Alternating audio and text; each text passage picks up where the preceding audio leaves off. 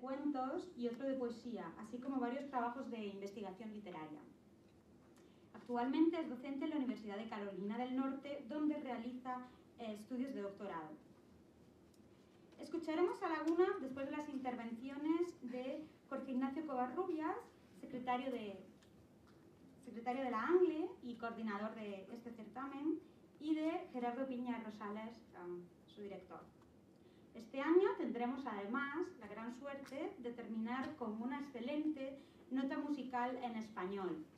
La ANGLE nos convida generosamente al concierto del dúo de la Riva Guarín, compuesto por Angélica de la Riva, soprano, y Nilko Andreas a la guitarra clásica.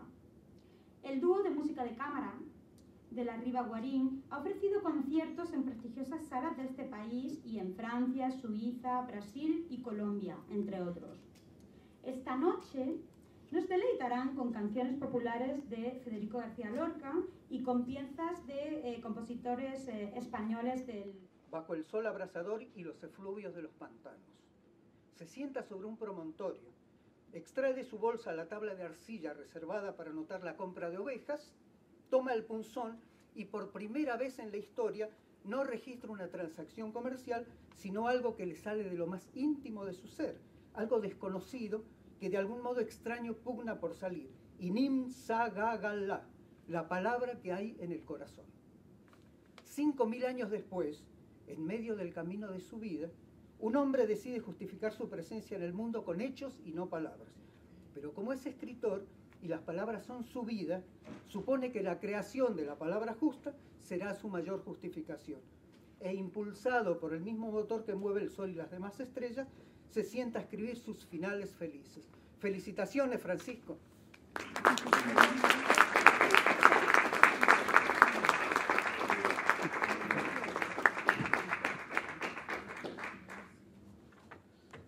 Bueno, tengo 55 páginas. No, lo que haré es simplemente leerles, ¿no? Y cuando sean unos 10 minutos o así, corto, sencillamente. Al fin y al cabo, lo que tenga que decir después lo podrán leer, ¿no? En alguna de las publicaciones de la ANLE. Lo que sí quisiera esta noche es mencionarles algunos de los alderos, nosotros lo llamamos alderos, gente que trabaja para la Academia Norteamericana, ¿no? De manera totalmente generosa y altruista. Como por ejemplo, a ver si lo vemos, por favor, yo les pido que se levanten o que saluden, ¿no? Para que nos vayamos conociendo. Doña Leticia Molinero. Doña Leticia Molinero, la presidenta, ¿no? De una de las comisiones más importantes, ¿no? Que está dando mucho que hablar últimamente, que es la del español en Estados Unidos o de Estados Unidos. Se puede hablar ya de estadounidismos, es el español de Estados Unidos, ¿no? Tiene ya unas características propias con las cuales se pueden comparar con los mexicanismos o guatemalquismos. Eso creo que es muy interesante. Y tenemos también al señor Frank Gómez, tenemos allí detrás, que trabaja también en Princeton. Don Porfirio Rodríguez, también, que ha trabajado muchísimo con nosotros, en el segundo volumen que aparecerá, me imagino que, si es posible, antes de Navidades, de ese libro que se titula Hablando bien se entiende la gente. Ese es el segundo volumen. Yo creo que será, espero, ¿no?, que sea tan interesante, tan divertido como el primero, aunque se nos ha criticado muchísimo, dicen que somos elitistas. Lo que queremos precisamente es que el hispano hable lo mejor posible y que sea bilingüe y se acabó, ¿no? Pero en fin, otra persona que ha trabajado mucho también, ¿no?, en esta comisión de Hablando Bien se entiende la gente es Alister Ramírez, de Colombia. ¿Sí? No lo he llegado, pero más o menos aquí hay unos errores, ¿no?, de paginación, pero en realidad este es el libro. Me he atrevido, ¿no?, a insertar, ¿no?, o por lo menos para que acompañen algunos de los relatos cortos, ¿no?, de estos micro relatos, algunas de las fotografías también. Estas fotografías pues no intenta competir ni muchísimo menos con el texto, pero sí, tampoco son, digamos, piezas ancilares del texto, sino más bien una especie de diálogo, ¿no?, con la imagen. Ustedes saben que a mí me interesa muchísimo siempre, ¿no?, este tipo de relación entre la imagen y el texto. Bueno, el jurado del segundo certamen literario de la ANLE estuvo formado por una serie de personas que voy a mencionar ahora. El jurado considera que es merecedor del premio por su calidad literaria, por su estilo poco convencional y porque en sus mínimas narraciones ofrece originalidad, lirismo, sorpresa e ironía. Se puede pedir más. Para que conste, el jurado levanta este acta el día 10 de junio del año 2012. Cuando en la ANLE emprendemos una aventura como la de nuestro certamen literario, no nos arredramos ante las dificultades que entraña convocar un premio de este calibre. Por eso convocamos esta segunda edición del premio y seguiremos convocándola, si bien a partir de hoy de forma trienal. Las bases del próximo certamen se harán públicas el próximo lunes en un comunicado de prensa destinado a los medios de comunicación y aparecerá también, ¿no?, en el cibersitio o el sitio web, como ustedes quieran, de nuestra academia. Les adelanto que en esta ocasión el certamen estará dedicado al ensayo. Agradezco profundamente el esfuerzo en la organización del premio, en primer lugar al coordinador del certamen, Jorge Ignacio Covarrubias, y a los vocales de la comisión que con él trabajan. Y menciono a Mariela Gutiérrez, que es profesora en Canadá, a Orlando Rodríguez Sardiñas, un gran poeta que reside en Miami, Gonzalo Santonja, que es el director, ¿no?, del Instituto Castellano y Leonés de la Lengua. Es muy probable que más adelante, o poco tiempo, ¿no?, ellos también publiquen una edición del mismo libro. Lo publicarán ellos. Daniel Fernández, tenemos con nosotros, Vanessa Lago, Carmen Tarrap, Nuria Morgado, Rolando Pérez y Carlos Paldao. Forman parte de la comisión del certamen literario, no son parte del jurado. El jurado cambia, obviamente, ¿no?, y seguirá cambiando. Vaya mi agradecimiento también a los miembros del jurado: Francisco Muñoz, académico correspondiente de la ANLE en Madrid, quien hasta hace poco fue parte de la Fundación del Español Urgente, Fundeu, y autor de varios libros, entre ellos una espléndida novela titulada Las colinas del Edén. Rocío Oviedo Pérez de Tudela, correspondiente de la ANLE, también en Madrid, catedrática de Literatura Latinoamericana en la Universidad Complutense. Entre las cerca de 130 publicaciones realizadas de diversa índole, destacan sobre todo las que ha dedicado a la vanguardia, como Proyecciones de la vanguardia en Hispanoamérica. Trata autores como Vallejo, Neruda y Octavio Paz. Otro miembro del jurado fue Violeta Rojo, colaboradora de la ANLE y es catedrática de Literatura Latinoamericana en la Universidad de Simón Bolívar, en Caracas. Sus áreas principales de investigación son teoría de la minificción, teoría del cuento, literatura autorreferencial en América Latina, ficcionalización de la historia, biografía como género literario. Y Rosa Tesanos Pinto se desempeña actualmente como profesora asociada de literatura latinoamericana y directora de estudios graduados de Indiana University, Purdue University. Entre sus numerosas publicaciones cabe destacar el libro La mujer en la literatura del mundo hispánico, libro fascinante. Y hace unas semanas publicó un volumen colectivo sobre la obra poética de otro de los miembros de la Academia Norteamericana, que es el argentino que reside en Washington, Luis Alberto Ambrocho, uno de los miembros numerarios, donde se recogen entre varios artículos sobre el poeta argentino los perspicaces estudios de dos de nuestros miembros correspondientes. Como ya mencioné, Daniel Fernández, residente en Carolina del Norte.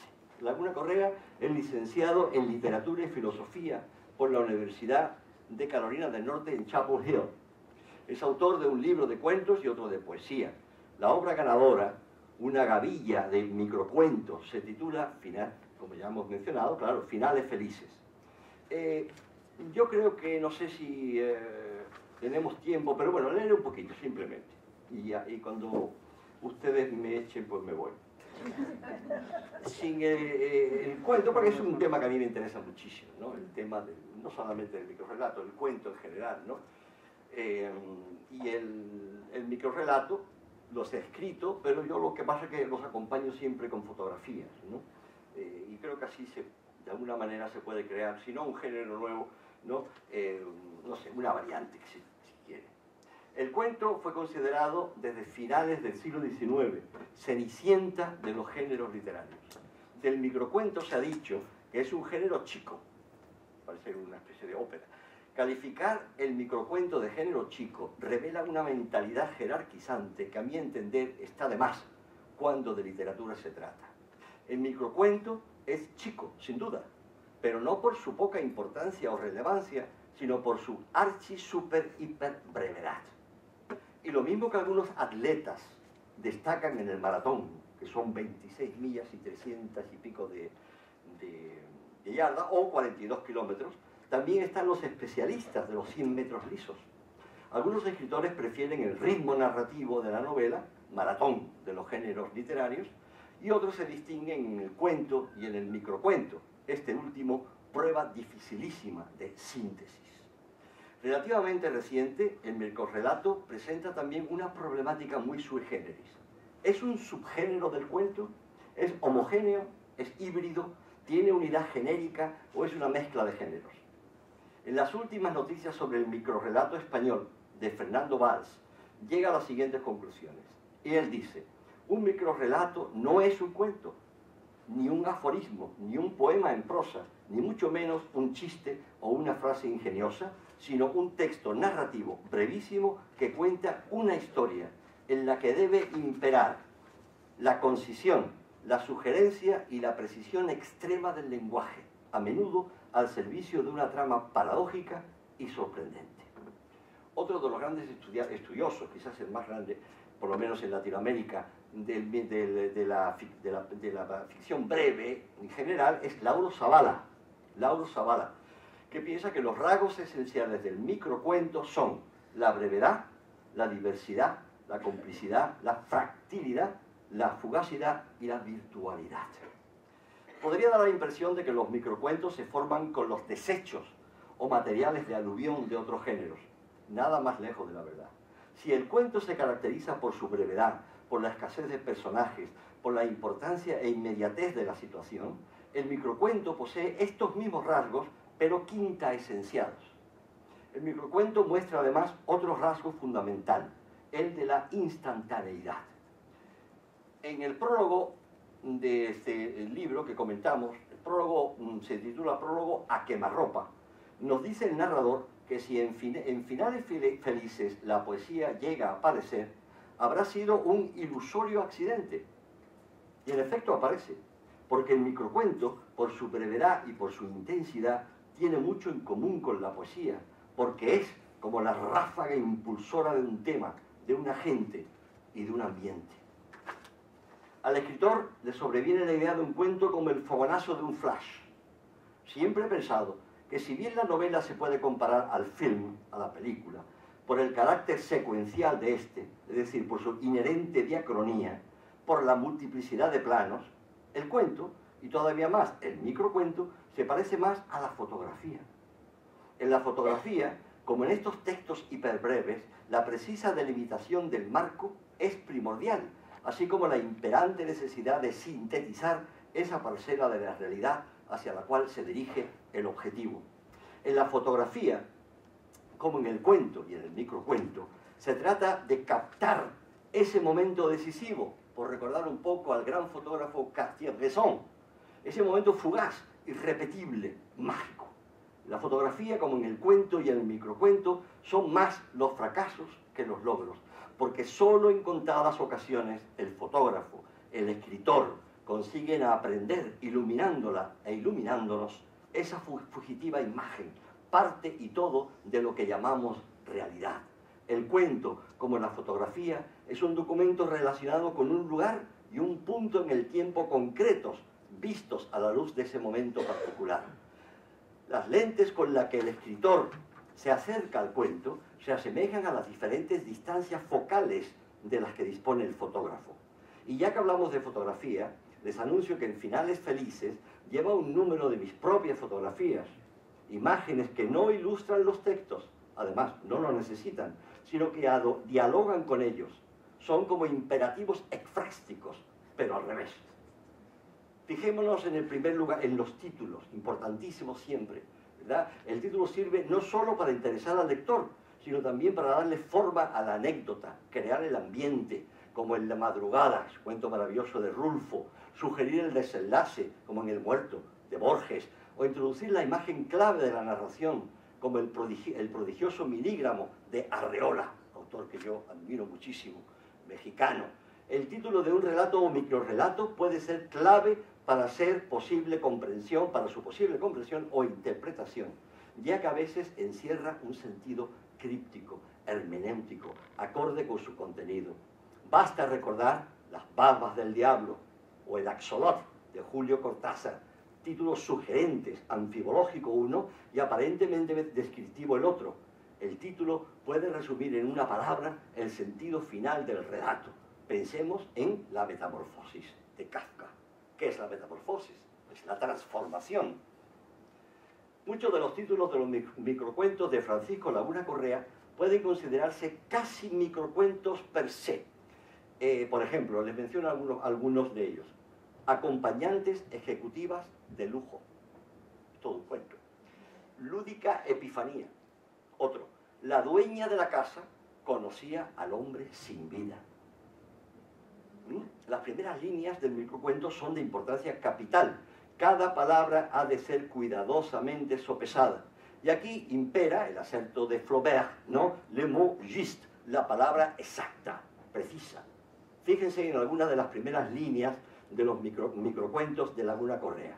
Dice uno, lo conocía, en efecto, pero cuando murió, su cuerpo sin vida, que embarraba con denuedo la duela impecable de su salón, dejó de conocerlo. Otro, Macaria Balandrón le agregaba una barrita de queso crema a la nogada, no solo por sabor y consistencia, sino por una cuestión que no es del todo clara. Y el último, no me importa que la mujer de los anteojos me mire con repugnancia, ni me quite el sueño que el señor de la gabardina piense que soy deplorable. ¿Habrá algún energúmeno que a la vista de estos arranques tan prometedores sea capaz de cerrar el libro y ponerse a ver la televisión? En el primer ejemplo, las palabras cuerpo sin vida llaman inmediatamente la atención del lector, pues aluden a un crimen. ¿Y a quién no le pica la curiosidad por saber quién es la víctima, quién es el victimario, cuál fue el motivo del asesinato?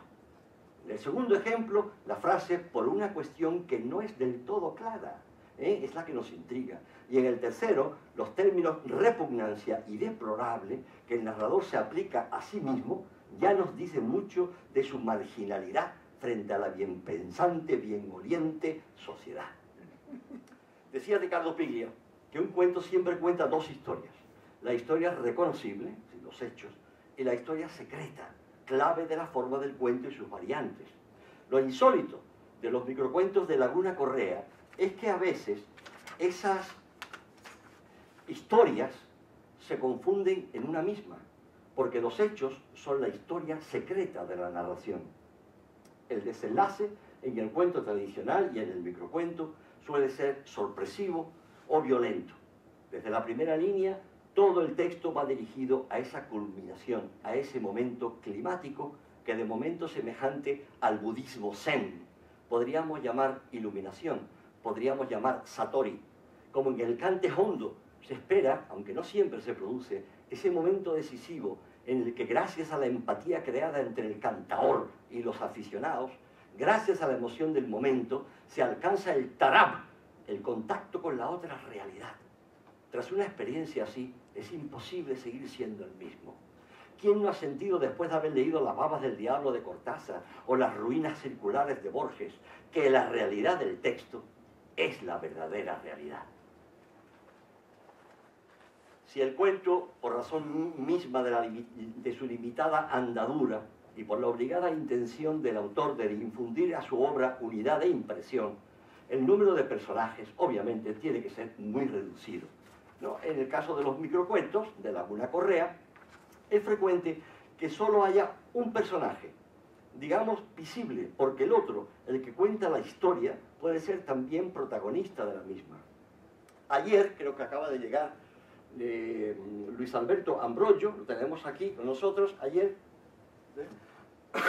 Luis Alberto Ambrogio es uno de los grandes poetas contemporáneos en lengua española, es miembro de la Academia Norteamericana, el numerario de la Academia Norteamericana, y ayer se le tributó un homenaje por su obra y por su defensa del español en Estados Unidos. Bien, pues ayer precisamente, ¿no? En esta celebración, alguien, no hay que decir por qué y tal, hablaba un poco, ¿no? de que si los críticos se engañan porque cuando se escribe y tal es la voz poética lo que impera, porque al fin y al cabo, ¿no? Eso de hablar de autor es una tontería, la gente se confunde y toda esta historia. A mí me parece muy bien. Los críticos dicen que si el autor, el ser humano que ha escrito la obra, es un fantasma. A mí la muerte del autor no me convence, tal vez porque no quiero que me maten. Yo en la escritura puedo desdoblarme en 1 o en 1000 personajes, pero digan lo que digan los profesores de literatura, sin el autor no existe el poema, no existe la novela, no existe el cuento. Para el estudio de la ficción breve debemos prestar atención a los puntos de vista. Voy a saltarme esto para no ser pesado. Bien, y para terminar, permítanme simplemente que les lea, porque obviamente eso se presta, ¿no? a discusión, etc. Simplemente uno de los textos de esta obra ganadora del segundo certamen literario de la ALE, que se titula Desencuentro. Fíjense ustedes que la importancia obviamente del título, ¿no? El punto de vista también, importantísimo, ¿no? Y sobre todo ese final, ¿verdad? Que de alguna manera está creando otra realidad de nuestra mente. Y dice, nuestras miradas se cruzaron, pero el intercambio no rindió ningún fruto. Así que posé la mirada en la siguiente mesa, llamé al camarero y con un susurro le pedí que llevara una copa de champaña a la mesa de la esquina. ¿Qué hace una mujer tan joven cenando sola? Estoy seguro que no esperaba a nadie. De otro modo, no hubiera omitido el antipasto para hacerse tras el primer plato, tortellini, aparentemente a la putanesca. La excentricidad del platillo me hizo pensar que aquella mujer debía esconder debajo de su implacable belleza algún desvío de personalidad. Fetichista, nihilista, algo por el estilo. Aceptó la copa con una sonrisa, seguida de una leve inclinación, pero no me invitó a su mesa. En un acto de osadía, le pedí al camarero la cuenta de aquella señorita, que pagué asombrado de descubrir que el tortellini putanesca había sido preparado de forma especial, a precio de media langosta, a petición de la hermosa clienta. Dice, cuando el camarero le informó que su cuenta ya había sido liquidada, en ese momento el camarero señaló hacia la mesa, la mujer recibió la noticia sin sobresaltos, ni la menor sorpresa. Se limitó a sonreírme y acto seguido se encaminó hacia la salida del restaurante donde la empleada del guardarropa la esperaba con su abrigo.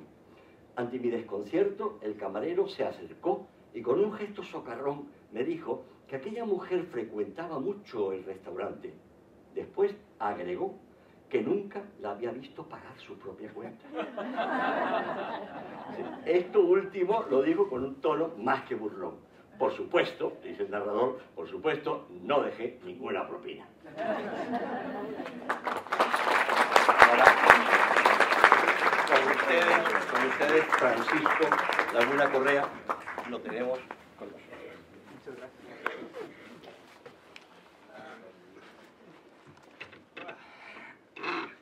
Bueno, muchas gracias por venir. Tengo la impresión de que estoy en una película de David Lynch. No lo creo. Muy bien. Yo creo que es la primera vez en mi vida que hablo frente a un micrófono, entonces va a ser una relación un poco extraña. Bajando un poquito. Acércate bien ahí. Ahí está. Pues muchas gracias por venir. La verdad que cuando comencé a escribir, cuando escribo, no pensé que esa actividad en la que paso mucho tiempo solo, sentado, sin que nadie me vea, iba a estar en una situación como esta, hablando delante de tantas personas. Es bastante extraño. Pero muchas gracias. Tengo un pequeño texto que quisiera leer, iba a comenzar comenzando con la palabra ante todo, iba a decir comenzar ante todo, pero luego pensé que esa es una manera demasiado trillada de comenzar un discurso cuyo propósito es dar las gracias y hacer una breve introducción a un librito titulado Finales Felices. Así que iré directo al grano. Agradezco a la Academia Norteamericana de la Lengua Española, en especial al director de la Academia, el señor Gerardo Piña Rosales, y al secretario de la Academia, el señor Jorge Ignacio Covarrubias. Muchas gracias por su amabilidad y por promover la creación literaria en nuestra carnal lengua española, en un país reacio a reconocer que llegamos para quedarnos. También quiero expresar mi gratitud al jurado del concurso, que a fin de cuentas hizo posible que en este momento esté leyendo estas palabras frente a ustedes. La verdad es que siempre he querido conocer el proceso que lleva a cabo un jurado en la selección de las obras finalistas y ganadoras de un certamen literario. Además del compromiso de los integrantes del jurado hacia el concurso y la literatura, pienso que la suerte debe influir bastante en el resultado. Muchas gracias al jurado por haberme otorgado esta gran suerte de poder estar aquí frente a ustedes. Y para no extender estos agradecimientos, más allá de lo pertinente y ceñirme a lo esencial, toda mi gratitud a mis padres, mi hermano y Kim, mi compañera, sin cuya presencia y cercanía física o espiritual no podría recabar la fuerza para emprender todo lo que hago. Y aunque mis padres y mi hermano están en este momento en la Ciudad de México, el hecho de estar leyendo esto en español me hace sentir que México está mucho más cerca de mí de lo que suelo pensar. Asimismo, gracias a todos los que vinieron, electiva u obligadamente, a esta velada organizada por la ANLE, con motivo de la presentación de mi librito titulado Finales Felices. Gracias por quedarse aquí cuando allá afuera hay una ciudad mucho más elocuente que mis palabras, que se llama Nueva York. A mí también es una gran ciudad. Y qué mejor final feliz para un librito y un autor desconocidos que tener la oportunidad de viajar a Nueva York para recibir un premio literario auspiciado por una de las academias de la lengua española. Ni en mis fantasías más descabelladas imaginé que una noche lluviosa de octubre estaría en Nueva York presentando un libro. Y la verdad que ni yo me lo creo. Muchas gracias. Bueno, Finales Felices es una colección de narraciones diversas escritas en diferentes momentos, bajo diferentes circunstancias y probablemente con diferentes plumas, aunque la mayoría en el mismo cuaderno Moleskine. Tengo que admitir que cuando terminé de escribir este librito no pude precisar si se trataba de un libro de prosas poéticas o de eso que nosotros hoy llamamos microrrelatos, pero que también he escuchado que llaman minificciones o microcuentos o microhistorias. Aquí quisiera hacer un breve paréntesis. Yo comencé a estudiar literatura en la UNAM, en la Ciudad de México, y la última clase que tomé literalmente fue la de teoría literaria con el doctor Lauro Zavala, que hablaba mucho de microcuento, pero me acuerdo que las clases eran por la noche, y un día después de escuchar de microrelato, microcuento, minificciones, pues decidí dejar la escuela, dejé de estudiar y dije me fui a trabajar a Cancún de mesero para pasar más tiempo escribiendo. Esa fue la primera vez que dejé de estudiar, pero recordé cuando el señor Piña Rosales habló del doctor Lauro Zavala que él de alguna manera me hizo dejar la universidad en un momento de mi vida. Y bueno, y para ser sincero, aún no sé exactamente qué hace que algo sea o no un microrrelato. Quiero pensar que es un género influido por la voluntad de llevar a cabo grandes maniobras en miniatura, aunque esto también podría hacer referencia a la poesía. Los microrrelatos quizá pertenecen a un género a caballo entre otros géneros, una especie de género mercenario, la mesnada de los géneros por recordar al Cid Campeador y sus leales mesnadas. En todo caso se trata de un género mínimo, que puede leerse de un solo jalón o de una sola sentada o en una sola mañana, tarde o noche. Digo todo esto sobre el microrrelato como género porque el proceso de gestación de Finales Felices siguió en buena medida estos principios. Encontré en la escritura de estos microrrelatos una forma estupenda de ejercitar la escritura y la imaginación y creación literarias.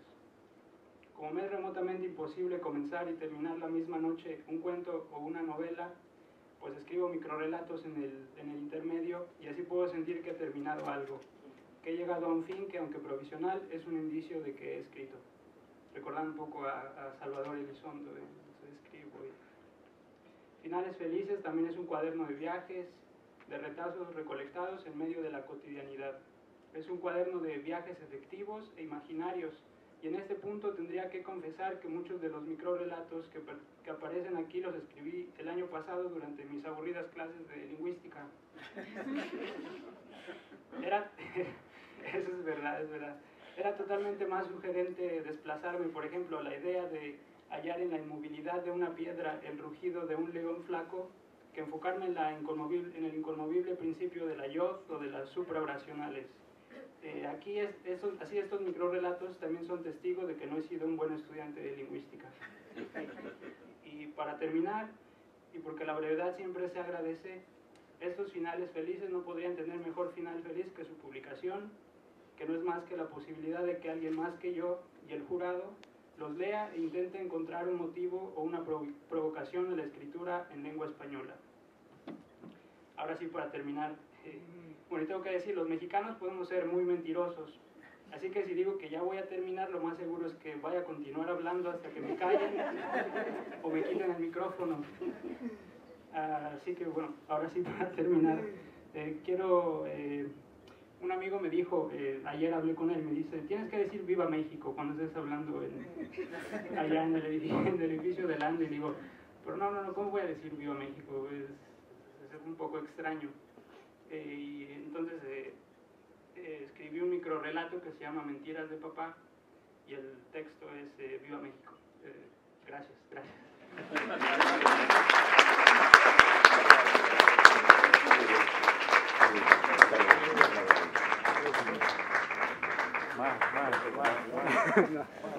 Y ahora tenemos una pequeña sorpresa. Tú hablaste de tu papá que estaba en México y tal. Pues a lo mejor no está en México.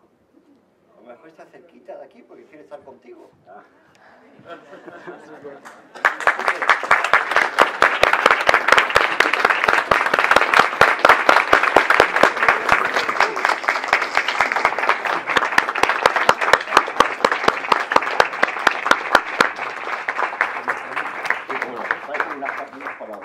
Buenas noches, hermosas damas, distinguidos caballeros.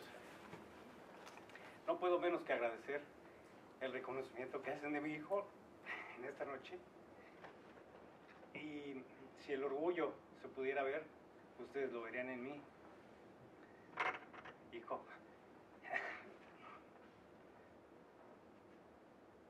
has ganado muchos títulos, pero has ganado uno, has obtenido uno que es muy importante y que no cualquiera lo puede obtener, el de ser un gran ser humano.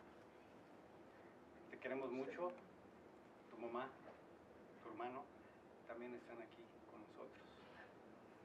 Te quiero mucho, hijo.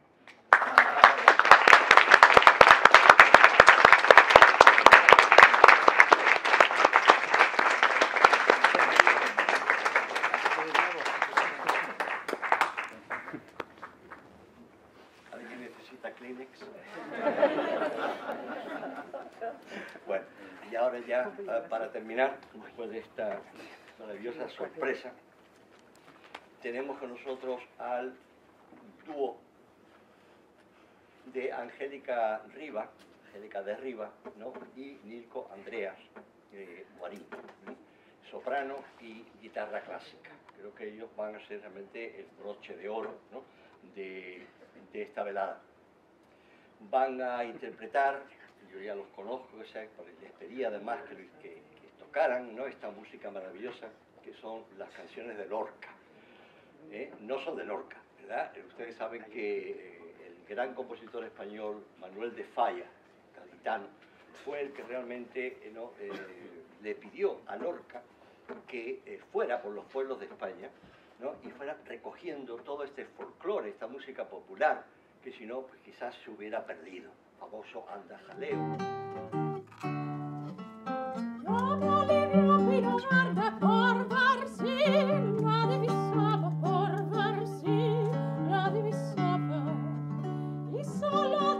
Il polvo del coccia, che la llamava del coccia.